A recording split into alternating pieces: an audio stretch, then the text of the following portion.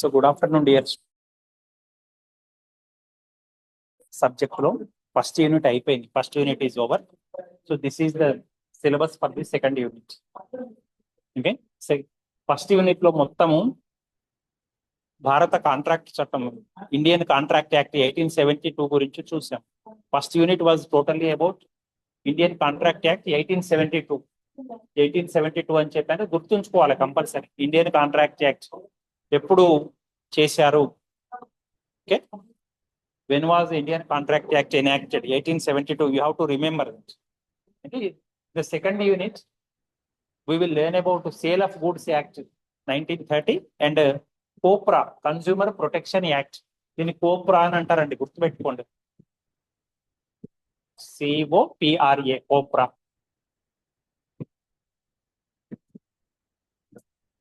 CO అంటే consumer, PR అంటే protection, ఏ అంటే యాక్ట్. కోబ్రా అంటే నాకు పాము కదా, అట్లా కాదు, కోప్రా మన COPRA. Okay, consumer protection act which was enacted in the year 2019. 2019లో కన్స్యూమర్ ప్రొటెక్షన్ యాక్ట్ అనేది ఏర్పాటు చేశారు. వాస్తవానికి first time consumer protection act 1986లో ఏర్పాటు చేశారు. ఓకే, దాంట్లో ఎన్నో లోపాలు ఉన్నాయి. అంటే ఆధునిక కాలానికి అనుగుణంగా దాన్ని మార్చడం జరిగింది ఇన్ ది ఇయర్ 2019. ఎందుకంటే ఇప్పుడు 1986లో చేసినప్పుడు మీరు గుర్తుపెట్టుకోండి, ఆన్లైన్ బిజినెస్లు ఉన్నాయండి. There was no online business in 1986. Up to 2010 also we do not know Google Pay, GPay, PhonePe, online transactions లేవు. అప్పుడు ఇంటర్నెట్ లేదు. ఆ తర్వాత మరి 1986లో కన్స్యూమర్ ప్రొటెక్షన్ యాక్ట్ వచ్చినాక దాంట్లో ఇవన్నీ లేవు కాబట్టి ఆన్లైన్ మోసాలు ఎన్నో జరుగుతుంది. బాగా చదువుకున్న వాళ్ళే లక్షలు లక్షలు నష్టపోతున్నారు. మీరు పేపర్లలో చూస్తారు, టీవీలో చూస్తారు, వాట్సాప్ మెసేజ్లలో చూస్తారు. ఎంతో మంది ఓటీపీలు చెప్పడం, ఏదో అనుకోకుండా క్లిక్ చేయడం, అకౌంట్స్ అన్ని ఖాళీ అవుతుంది. మరి చాలా అట్లాంటి ఆన్లైన్ మోసాలు ఎన్నో అవుతున్నాయి.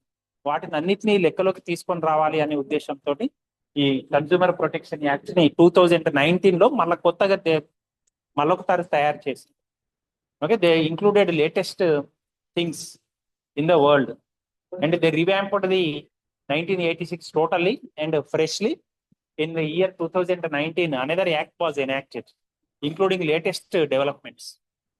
మన వినియోగదారులకు సమాజంలో రకరకాల మోసాలకు ఎదుర్కొంటున్నాడు కాబట్టి ప్రస్తుత కాలానికి తగ్గట్టుగా మనకు ఈ లేటెస్ట్ ట్రెండ్స్ ని దీన్ని ఈ కన్స్యూమర్ ప్రొటెక్షన్ యాక్ట్ లో ఇంక్లూడ్ చేయడం జరిగింది in the year 2019.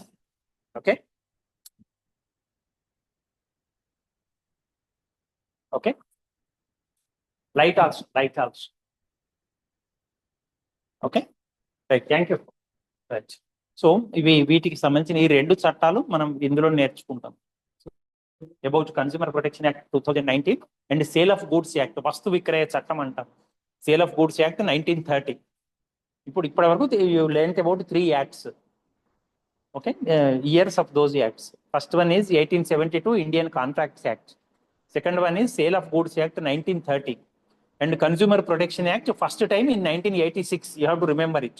And second time 2019 latest act it is. It includes latest developments. Okay, దీని గురించి చూద్దాం. ఇప్పుడు సేల్ అంటే ఏమిటండి? అమ్మకం. Sale means transfer of goods from one person to another person. And in normally in a transfer of goods, 2 persons will be there, seller, purchaser. If we go to shop, we will become purchasers. If we ourselves have our own shop, then we will be known as seller. మనకే shop ఉంటే మనం seller అంటాం, మనం seller అనబడతాం. మనం వేరే shop పోయి కొంటే purchaser అనబడతాం, కొనుగోలుదారు. Seller అంటే అమ్మకపుదారు. ఓకే, మనం కొన్నప్పుడు చూడండి ఎన్నో సందర్భాల్లో మనం మోసాలకు గురి అవుతుంటాం. అంటే ఎట్లా గురి అవుతుంటాం?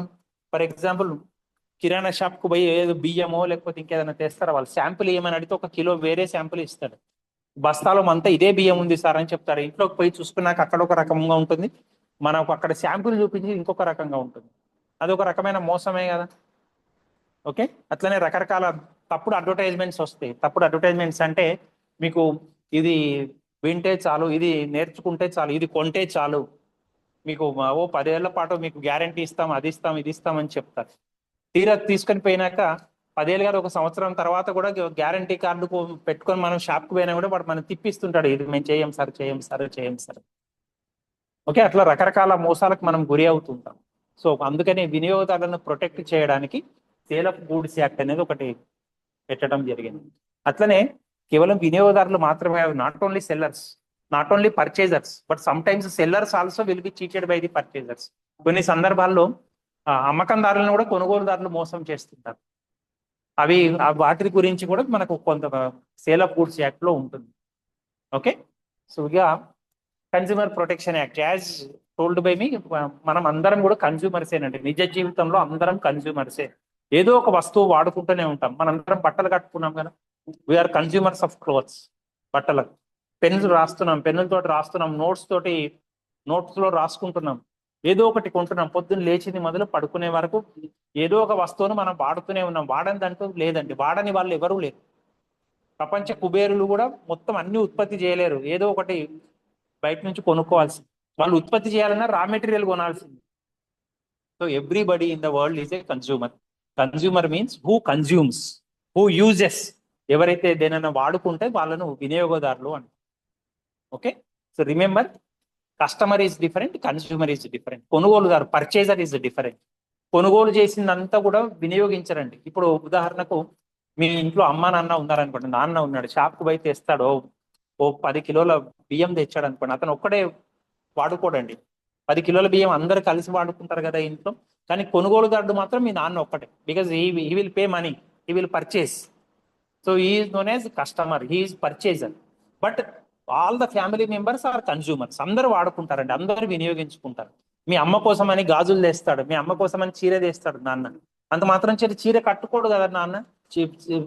Your father is only a buyer, a purchaser. Your mother is consumer. Consume means who utilises, who uses. ఎవరైతే వాడుకుంటారో వాళ్ళని కన్స్యూమర్ అంటాం, వినియోగదారుడు అంటాం. కొనుగోలుదారుడు అంటే కొనేవాడు, వినియోగదారుడు అంటే వినియోగించుకునేవాడు, వాడుకునేవాడు. ఓకే, వాళ్ళకు సంబంధించిన ప్రొటెక్షన్ గురించి కూడా మనం నేర్చుకుంటాం. Sale of goods act and consumer protection act. About these 2 acts we will learn in this chapter. Okay, this question actual I gave for internal exam. మీరు ఇప్పుడే నోట్స్ రాసుకున్నారండి దీని గురించి. So first of all I gave notes, now I will explain. Unpaid seller అంటే ఎవరు? Who is unpaid seller?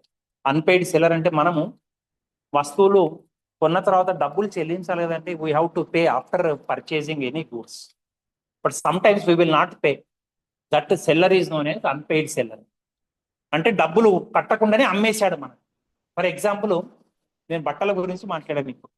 నేను ఇవి రాబోయే పండగకు, శివరాత్రి ఉంది, లేకపోతే వచ్చే నెల రంజాన్ ఉంది, వీళ్ళకి బట్టలు కుట్టించుకున్నారండి. ఒక 3 జతలు ఇచ్చారు షాప్ అతనికి. ఇచ్చి 3 జతలు ఒక్కొక్క జత 1000 రూపాయలు కుడతానన్నాడు. మొత్తం 3000 ఇవ్వాలి వాళ్ళు.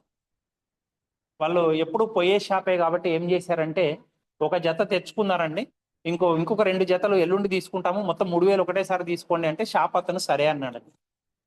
3000 ఒకటేసారి ఇస్తారు, కానీ ఒక జత తెచ్చుకున్నారు ముందే.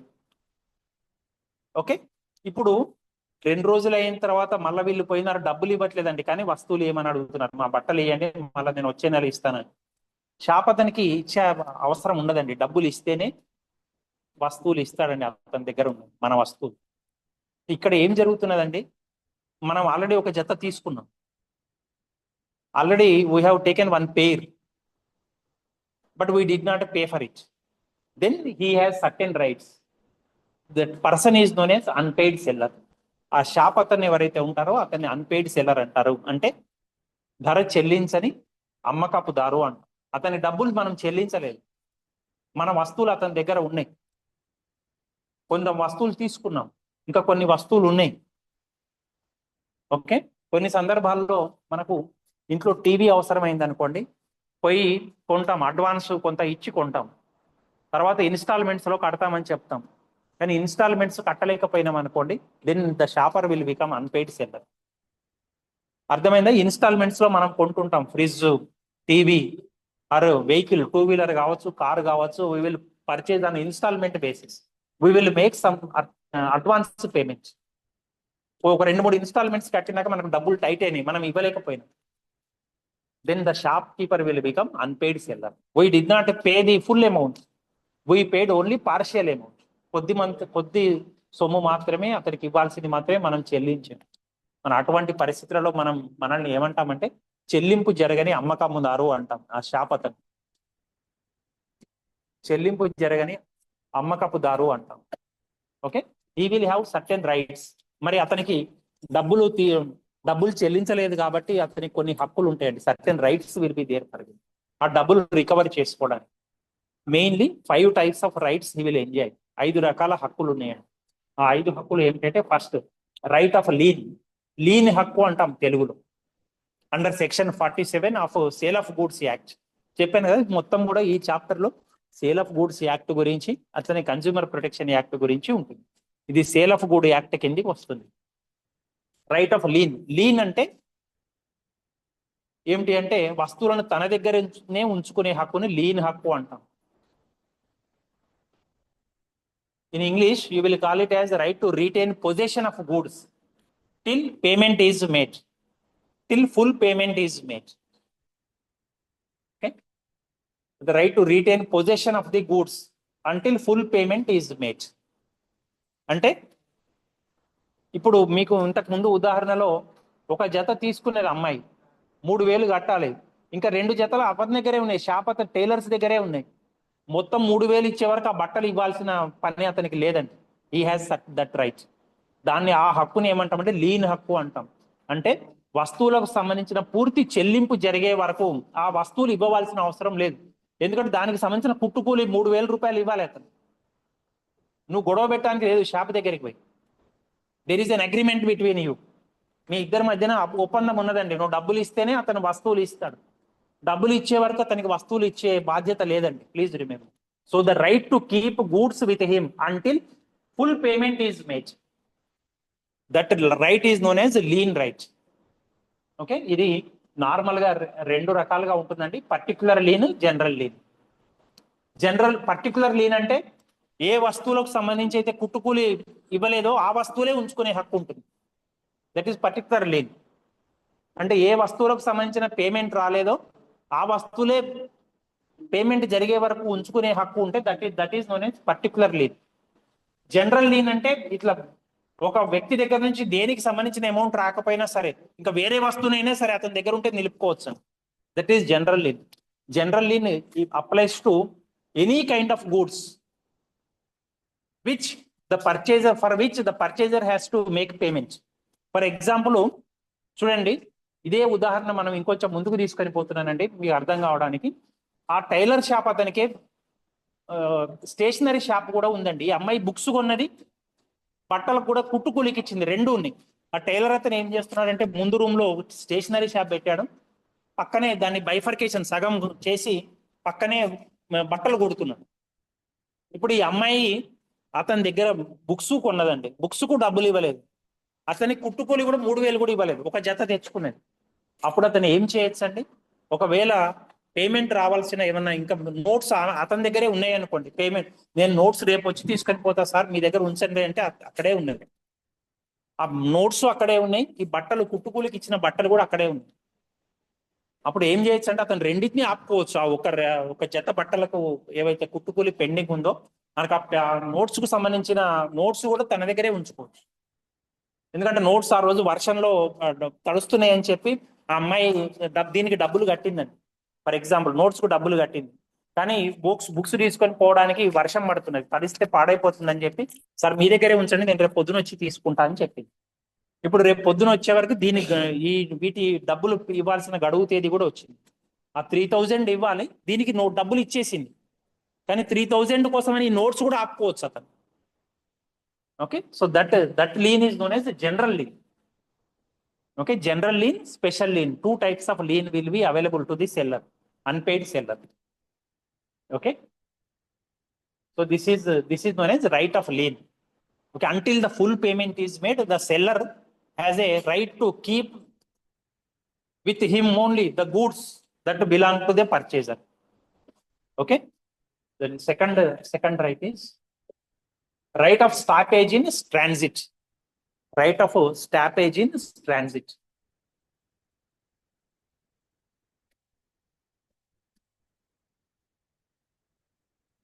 అంటే తెలుగులో ఏం చెప్తామంటే రవాణాలో ఉన్న సరుకును నిలిపివేసే హక్కు. రవాణాలో ఉన్న సరుకుని నిలిపివేసే హక్కు. Right of stoppage in transit.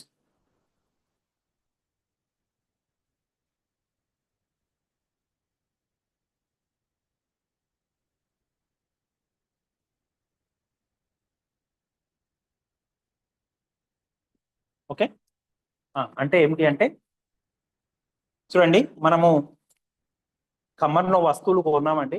నేను ఇంతకుముందు చెప్పినట్టుగా టీవీ కొన్నానండి ఖమ్మంలో. ఎక్కడున్న వ్యక్తి కొన్నాడు? భద్రాచలం నుంచి వచ్చి ఒక వ్యక్తి కొన్నాడండి, ఖమ్మంలో కొన్నాడు. ఓకేనా సార్, మీరు పంపించండి, నేను డబ్బులు ఇస్తా అని చెప్పాడు. భద్రాచలం నుంచి ఖమ్మం రావడానికి 2.5 గంటలు పడుతుందండి. ఆ చిన్న టీవీ పగలకుండా నిదానంగా పెద్ద ఎల్ఈడి టీవీ కొన్నాడు. నిదానంగా తీసుకొని పోవాలి కాబట్టి రోడ్డు మీద 2.5 గంటలు పడుతుంది. మీరు పార్సిల్ చేసేయండి సార్, నేను డబ్బులు ఆన్లైన్లో వేసేస్తా అన్నాడండి. 2 గంట అయింది, డబ్బులు వేయలేదు. 2 గంటలు అయింది, డబ్బులు ఇతను పార్సిల్ వేసేసాడు, టీవీ పంపించేస్తున్నాడు. 2 గంటలు అయింది, వేయలేదు, ఫోన్ స్విచ్ ఆఫ్ చేసుకొని కూర్చున్నాడు. ఓకే, అప్పుడు సెల్లర్కి ఏమి హక్కు ఉంటుందంటే, అన్పెయిడ్ సెల్లర్కి ఏం హక్కు ఉంటుంది అంటే ఆ వస్తువుని దారిలోనే ఆపే హక్కు. That right is known as right of stoppage in transit. Transit means in transfer. Transfer చేసే దాంట్లో మార్గ మధ్యలో నిలిపివేయచ్చు. నువ్వు డబ్బులు కడితేనే నేను మధ్యలోంచి మళ్ళీ పోతుంది. అది కొత్తగూడెం దాకా పోయినాయి, లేదా పాల్వంచ దాకా పోయింది అది ఆ TV.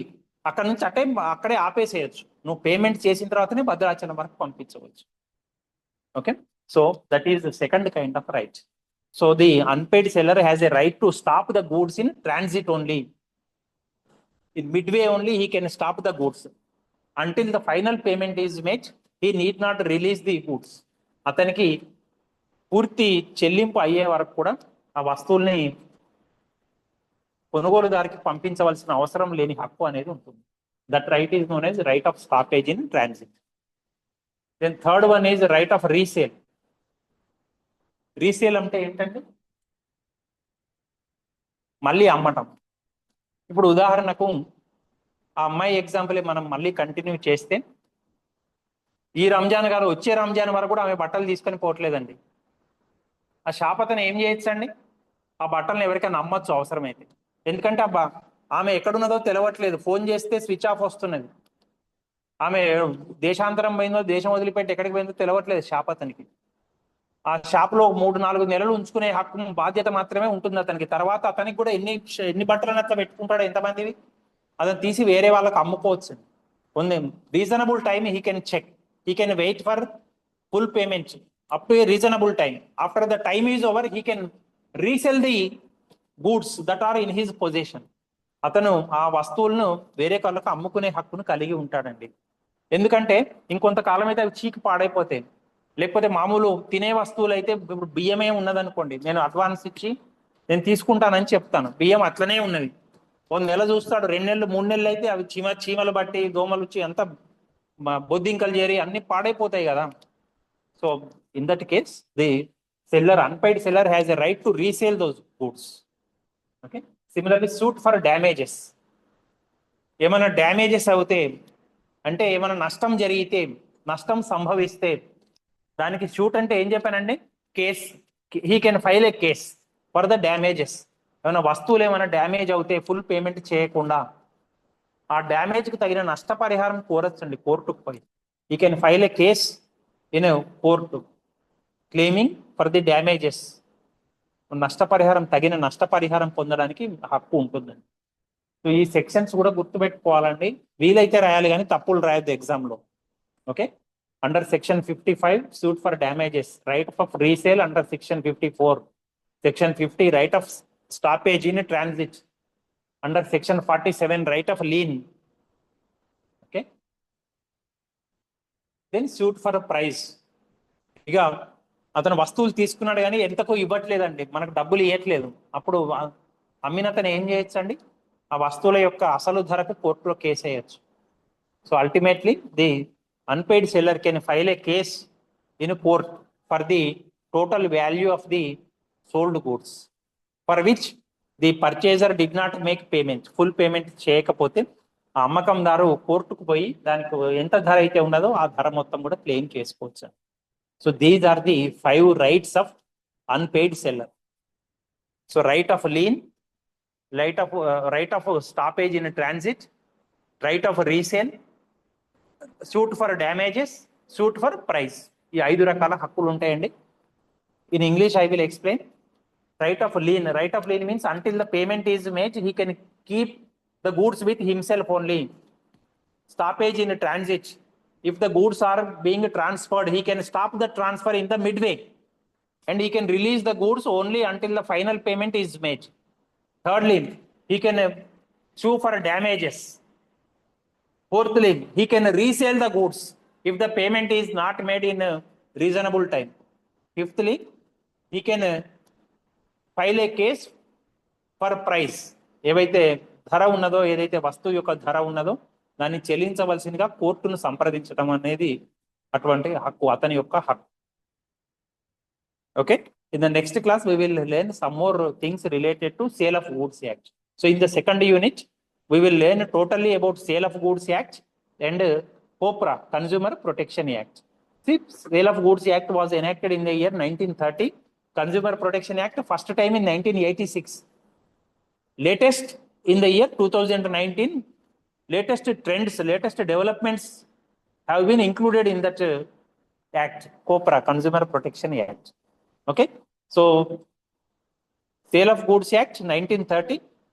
Sale of goods, we will learn about the rights of seller, the rights of purchaser. So this is with regard to right of seller, that is particularly unpaid seller. మీకు చెప్పాను కండి, అమ్మకందారుకు సంబంధించిన పాయింట్స్ ఉంటాయి, కొనుగోలుదారుకు సంబంధించిన points కూడా ఉంటాయి. ఇది అమ్మకపుదారుకు సంబంధించిన పాయింట్స్. అమ్మకపుదారు కూడా ప్రొటెక్షన్ ఉంది చట్టంలో, కొనుగోలుదారు కూడా ప్రొటెక్షన్ ఉందండి. Okay, in the next class we will learn some more things related to Sale of Goods Act. Okay, so thank you very much, dear students.